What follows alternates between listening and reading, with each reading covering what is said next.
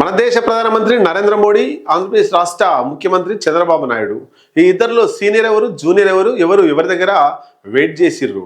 ఒకానొక దశలో నరేంద్ర మోడీ సాక్షాత్తు చంద్రబాబు దగ్గరికి పోయి 2 గంటలు వెయిట్ చేసిండట చంద్రబాబును కలవడం కోసం. ఈ విషయం వింటే ఏంటి, ఎందుకు ఇలా జరిగింది అనేటువంటి సందేహాలు మీలో వస్తుంటాయి. ఒక్కసారి మనం ఈ విషయాన్ని లోతుగా డెప్త్గా అనాలిసిస్ చేస్తే ఒకసారి చూద్దాం. బీజేపీ నుండి ప్రధానమంత్రులైన వాళ్ళు ఇద్దరు మాత్రమే. మొదటి ప్రధానమంత్రి వాజ్పేయి, ఆ తర్వాత రెండవ ప్రధానమంత్రి నరేంద్ర మోడీ. అయితే 2 సార్లు ప్రధానమంత్రిగా చేసిండు వాజ్పేయి. ఆ తర్వాత ప్రధానమంత్రి కావాల్సి ఉండే ఎల్కే అద్వానీ, కానీ కాలేకపోయిండు. ఎందుకు అనేటువంటి విషయాన్ని కూడా చెప్తా. ఆ తర్వాత 3 సార్లు వరుసగా నరేంద్ర మోడీ ప్రధానమంత్రి అయ్యిండు. కానీ గుజరాత్ ముఖ్యమంత్రిగా నరేంద్ర మోడీ ఉన్నప్పుడు చంద్రబాబు నాయుడు ఎన్డీఏ కన్వీనర్గా ఉండే. అయితే అక్కడ అల్లర్లు జరుగుతున్నాయని మార్చాలే, ముఖ్యమంత్రి పదవి నుండి నరేంద్ర మోడీని తీసివేయాలని అప్పటి ప్రధానమంత్రి వాజ్పేయి చాలా సీరియస్గా ఉన్నాడు. అయితే ఇది గమనించినటువంటి ఎల్కే అద్వానీ నరేంద్ర మోడీకి ఒక సలహా ఇచ్చిండట. మొత్తం మీద నువ్వు ముఖ్యమంత్రిగా కొనసాగాలంటే ఎన్డీఏ కన్వీనర్తో పాటు ఎన్డీఏలో ఉన్నటువంటి పక్షాలన్నీ కూడా నీ సపోర్ట్ కావాలి. కాబట్టి ఎన్డీఏ కన్వీనర్గా ఉన్నటువంటి చంద్రబాబు నాయుడిని మొదటగా కలువు, ఎన్డీఏలో ఉన్నటువంటి పార్టీలను తర్వాత కలువు అని చెప్పి ఎల్కే అద్వానీ ఒక సలహా ఇచ్చిండట.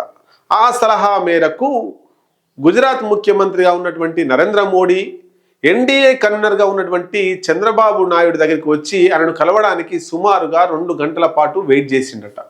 ఆ తర్వాత జరిగిన పరిణామాలన్నీ ఒక్కొక్కటి వివరించి ఎన్డీఏ కన్వీనర్ అయినటువంటి చంద్రబాబు నాయుడికి అన్నీ చెప్పేశాడు. ఆ చెప్పిన తర్వాత అన్ని పార్టీలు కలిపి మళ్ళీ మీటింగ్ పెట్టుకొని గుజరాత్ ముఖ్యమంత్రిగా నరేంద్ర మోడీని మళ్ళీ కొనసాగించారు. అయితే ప్రధానమంత్రి వాజ్పేయి వ్యతిరేకించినా కూడా చంద్రబాబు ఎల్కే అద్వానీ దయాదక్షిణల మీద గుజరాత్ ముఖ్యమంత్రిగా కొనసాగిండు నరేంద్ర మోడీ. అయితే ఇక్కడ మనం చూడవచ్చు, నరేంద్ర మోడీ ముఖ్యమంత్రిగా కొనసాగడానికి ప్రత్యక్షంగా పరోక్షంగా సహకరించింది ఎల్కే అద్వానీ.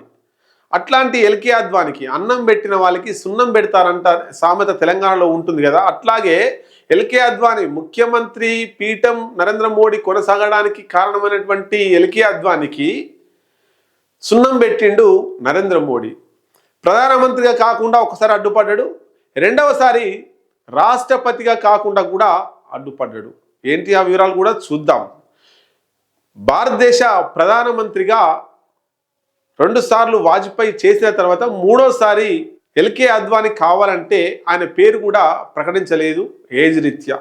అట్లాగే 2014లో నరేంద్ర మోడీ ప్రధానమంత్రి కాకముందుకు ఎల్కే అద్వానీకి అవకాశం ఉండే.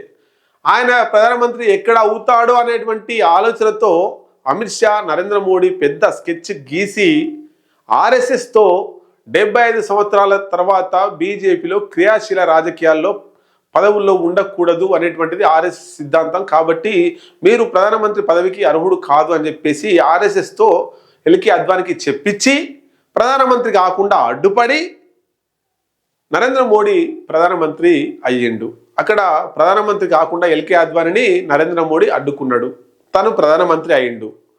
అట్లా ప్రధానమంత్రి పదవి కాస్త ఎల్కే అద్వానీకి దూరం అయ్యింది. ఆ తర్వాత దేశానికి రాష్ట్రపతి కావాల్సినటువంటి ఆవశ్యకత ఎల్కే అద్వానీకి ఉన్నది, అవకాశాలు కూడా ఉన్నాయి.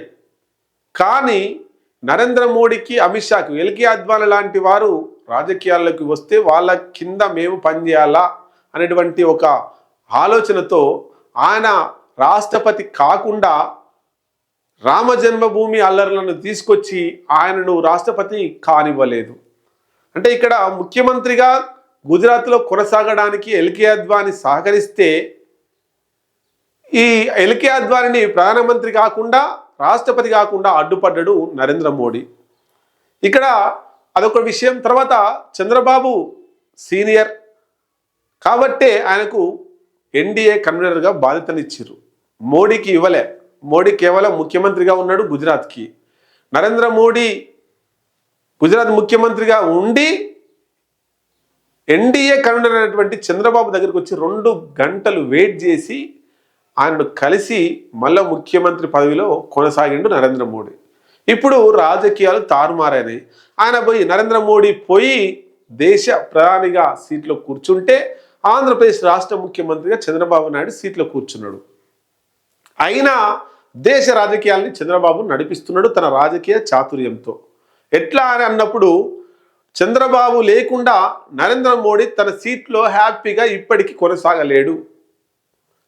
కాబట్టి చంద్రబాబు ప్రధానమంత్రి పదవిలో లేకున్నా దేశ రాష్ట్ర రాజకీయాలను ఆయన శాసిస్తున్నాడు అనడంలో ఏమాత్రం అతిశయోక్తి లేదు.